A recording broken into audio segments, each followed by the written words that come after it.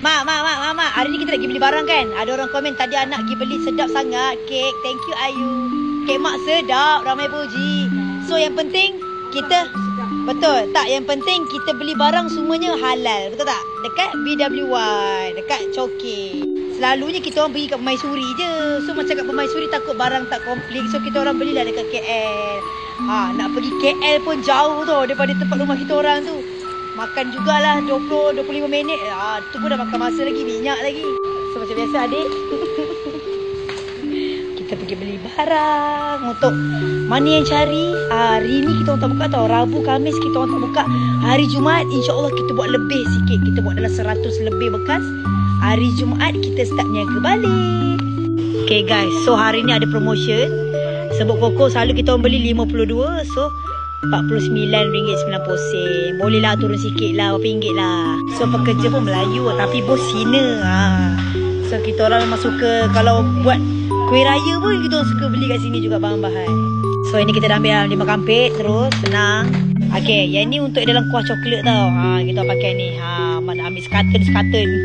Yang penting kita orang punya kuah coklat tak ada minyak. Okay, kita orang tak letak minyak. So kita orang letak whipping cream, full cream dengan coklat. Okay, ni kita dah ambil 2 kotak dah guys. 2 kotak saiz 750. So nampak tak kita dah ambil sekaten dah. Sekaten kau. Nampak tak tu? Coklat berries. Yang ni mix. Ini manis. Ini dia pakai manis. Betul mak ambil mana? Ambil yang ni selalu betul lah kita selalu ambil yang ni ada coklat compound hitam.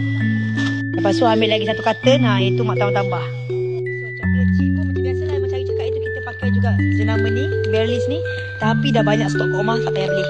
Okay, so macam biasa kita jumpa hari Jumaat. Okay, Jumaat sampai hari Selasa Selasa atau Selasa atau Rabu. Kita menjaga direct terus sampai Selasa. Okay, so jumpa hari Jumaat ni tau. Kita cuti 2 hari sebab nak beli barang.